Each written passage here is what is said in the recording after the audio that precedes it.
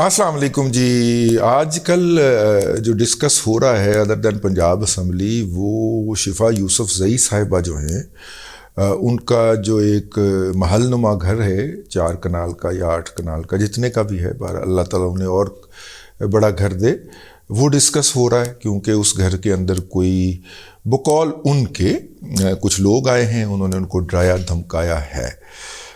یہ خاتون جو ہیں یہ ریسرچ اسسٹنٹ کے طور پہ معید پیرزادہ کی جو ویب سائٹ ہے اس کے اندر کام کرتی تھیں، اور بلکہ جب ان کی 5ویں پشت کی دوغلی ابلاغی جنگ کے جو ہائی رینکڈ آفیسرز تھے بلکہ کمانڈرز تھے ان کے ساتھ ملاقات ہوئی، اور پھر ترقی کا زینہ ان کے لیے آسان ہو گیا اور ان کو ایڈجسٹ کروایا گیا. یہ کسی جگہ پہ اوپر کالم بھی لکھتے ہیں کہ یہ جو ویب سائٹس جو تھیں جو پاکستان کے اندر مختلف حکومتوں نے لانچ کی، غیر ملکی حکومتوں نے لانچ کی، 5 ویب سائٹ ہیں، 5 ہیں یا 5 سسٹرز ہیں یا 6 سسٹرز ہیں، یہ اسلام آباد سے لانچ ہوئیں اور اس کے اندر ملازمین کو ڈالرز کے اندر سیلری دی گئی.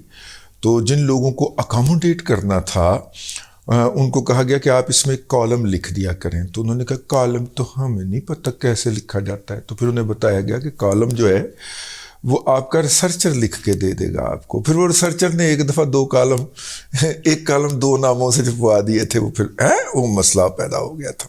وہ آپ کو یاد ہے؟ تو وہ ایک شفا یوسف زئی صاحبہ تھیں. دوسری جو ہے دوسری خاتون جو تھیں ان کے بارے میں ہم آپ کو ان قریب بلائیں گے، بلکہ بتائیں گے جب وہ امریکہ کے اندر جا کے تو اپنی فائل کر دیں گی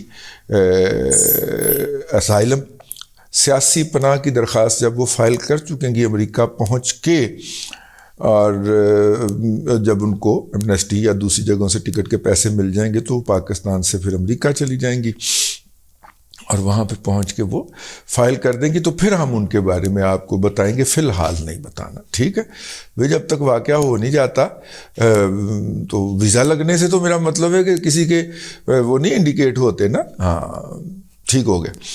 تو خیر یہ وہ شفا یوسف زئی صاحبہ ہیں، ان کا ماشاءاللہ اللہ تعالیٰ گھر دے. لیکن یہ ہر ایک کے اوپر لفافے کا یا اس طرح کا الزام لگانے والی قوم سے تعلق رکھتی ہیں، یعنی کہ قوم یوتھ سے، جس کو میں پیار سے یوتھیا مجہول القوم الجاہلیہ للعقل للمحدود لمیٹڈ ایڈیشن کہتا ہوں، اس سے تعلق رکھتی ہیں.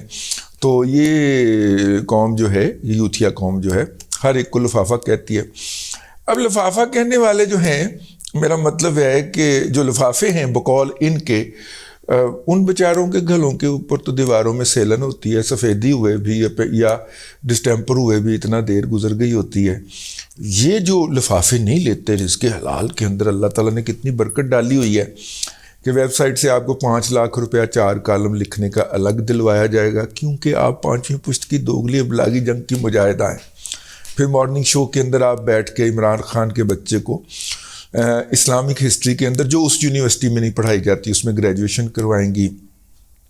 اور جو ہے میرا مطلب ہے اس طرح کی جتنی حماقتیں ہیں، جتنے جھوٹ ہیں، جتنی کذب بیانیاں ہیں، جتنے بہتان ہیں، وہ آپ نے بکنے ہیں. یہ بڑا ڈانٹنگ ٹاسک ہے، یہ بہت مشکل کام ہے. یہ روزانہ جو ہے وہ ایک کنواں کھود کے اس سے پانی پی کے اپنی پیاس بجھانے کے مترادف ہے. آپ کو اندازہ نہیں ہے، ٹھیک ہے؟ یہ بہت مشکل کام ہے. دیکھیں نا، ابھی یہ مشکل کام ختم نہیں ہوا تھا کہ آڈیو پڑ گئی. مشکل کام کون سا تھا؟ مشکل کام یہ تھا کہ یہ ثابت کیا جائے کہ جنرل قمر جاوید باجوہ صاحب جو امریکہ گئے تھے، وہاں پہ انہوں نے بقول احمد نورانی صاحب کے، انہوں نے سلمان صاحب سے ملاقات کی تھی. وہی سلمان ARY والے سلمان صاحب سے لمبی ملاقاتیں کی تھی. لیکن یوتھیوں نے جو ان کے جو یوٹیوبر لیڈرز ہیں، لیڈران اکرام یوٹیوبران جو ہیں، انہوں نے یہ فلسفی گھڑی یا یہ مارکیٹ کے اندر جھوٹ پھیلایا کہ انہوں نے وہاں پہ جو ہے وہ حسین حقانی کو $30,000 دیے جس نے رجیم چینج کروا دی. یعنی $30,000 کے اندر حسین حقانی جیسا ریٹائرڈ پروفیسر بابا جو ہے اس نے پاکستان کے اندر رجیم چینج کروا دی. یار ویسے حد ہے ایمان سے، جہالت کی بھی اور جھوٹ گھڑنے کی بھی کوئی انتہا نہیں ہے ویسے. یعنی کہ $30,000 کتنی رقم ہوگی یار آج کے دور کے اندر؟ 60-70 لاکھ روپیہ. یار اتنا ایک تو حسین حقانی کو اپنا وہ جو ہے وہ تھنک ٹینک ہے اس کی ریٹینر ہی مل جاتی ہوگی یار، اسے کیا ضرورت ہے کہ مکالمہ کرنے کی. پہلی بات تو یہ ہے ٹھیک ہے. اور دوسری بات یہ ہے کہ اگر حسین حقانی صاحب کو $30,000 دے کے پاکستان میں پی ٹی آئی کی حکومت گروائی جا سکتی ہے امریکی سازش کروا کے، تو آپ نے تو ماشاءاللہ جو پاکستان کے اندر سی آئی اے کا اسٹیشن ہیڈ رہا ہے، سی آئی اے کا جو اسٹیشن ہیڈ رہا ہے، اس نے جا کے ایک امیج بلڈنگ اور پبلک ریلیشن کمپنی بنا لی تھی امریکہ کے اندر. آپ نے اس کی خدمات $24,000 مہینے کے اوپر جو ہے وہ ہائر کی ہیں. چلیں $24,000 ہیں، $24,000 ہے کہ 24 لاکھ روپیہ ہے، میرا خیال ہے $24,000 ہے. چلیں جی 12 کر لیتے ہیں، $12,000 کے اوپر پر منتھ کے اوپر آپ نے ہائر کی ہیں. میرے ذہن میں فگر ویسے 24 کا ہے، ہو سکتا ہے یہ 24 لاکھ ہو، اور اگر 24 لاکھ ہے تو پھر $12 لاکھ ہوا. لیکن چلیں ہم $12 لاکھ کر لیتے ہیں. $12 لاکھ پر منتھ کے اوپر آپ نے ایک این جی او ہائر کی ہے جس نے مختلف فنکشنز کے اندر، مختلف این جی او نہیں وہ کمپنی، انہوں نے سب سے بڑا کارنامہ جو سر انجام دیا ہے وہ بائیڈن کے منہ کے اندر ایک کوئی ایکسٹمپور فکرے ڈال کے اور ان کی فوری طور پہ جو 5ویں پشت کی دوگلی ابلاغی جنگ کی ویب سائٹس ہیں ان پہ خبر چلوا کے پاکستان میں ایک ہیجان برپا کر دیا تھا. اتنا ہیجان کہ پھر وائٹ ہاؤس کے ترجمان کو اس تاثر کی، اس جھوٹ کی، اس کذب بیانی کی تردید کرنا پڑی. لیکن کارنامہ تو ہے.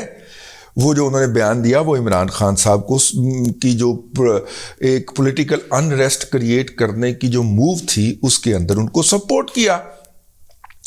اس طرح کی 3-4 کنٹریبیوشنز انہوں نے ماری ہیں. ایک تو انہوں نے جیروشلم پوسٹ کے اندر کچھ خبریں چھپوائیں، پھر ان کو پاکستان ایکسپورٹ کروایا اور پھر ان کو گھمایا.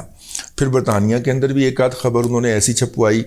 اور پھر جناب بائیڈن صاحب جو تھے وہ اپنی پارٹی کے کسی الیکٹورل اجلاس کے اندر تھے تو وہاں پہ ان سے آف دا کف ایک سوال پوچھا اور انہوں نے آف دا کف اس کا جواب دے دیا. ظاہر وہ پالیسی سٹیٹمنٹ نہیں تھی، بعد میں پھر ان کو کلیریفائی کرنا پڑا ان کے دفتر کو کہ یہ کوئی پالیسی سٹیٹمنٹ نہیں تھی.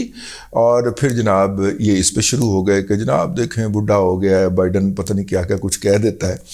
یہ جو ٹیلی فون والی کنورسیشن جو آج کل بہت سارے لوگ جو ہے وہ سنتے اور سناتے پائے جا رہے ہیں، اس پہ سب سے دلچسپ تبصرہ جو مجھے لگا ہے وہ یہ تھا کہ پریزیڈنٹ بائیڈن نے کہا اسی لیے میں اس کو فون نہیں کرتا تھا عمران خان کو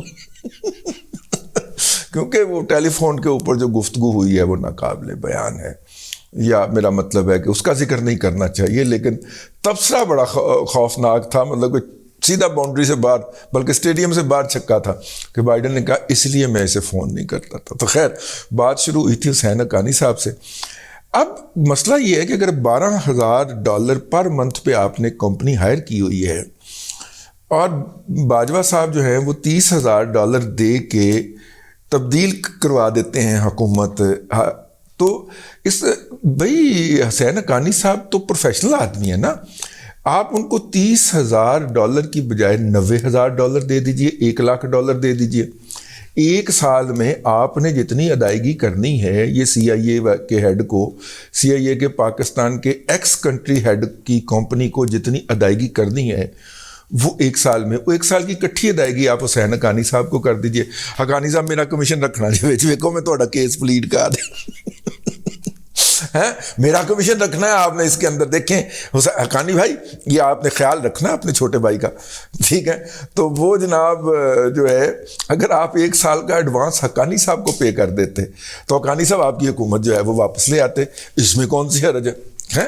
کیوں بھی یوتھیو یہ سودا مہنگا تو نہیں ہے. ویسے بھی آپ نے اتنی زیادہ زکوٰۃ، خیرات، صدقات جو ہے وہ اکٹھے کیے ہیں امریکہ کے اندر، تو باجی کی جائیدادوں میں لگانے کی بجائے یار کسی صحیح جگہ پہ خرچ کر لو، حقانی صاحب کو دے دو.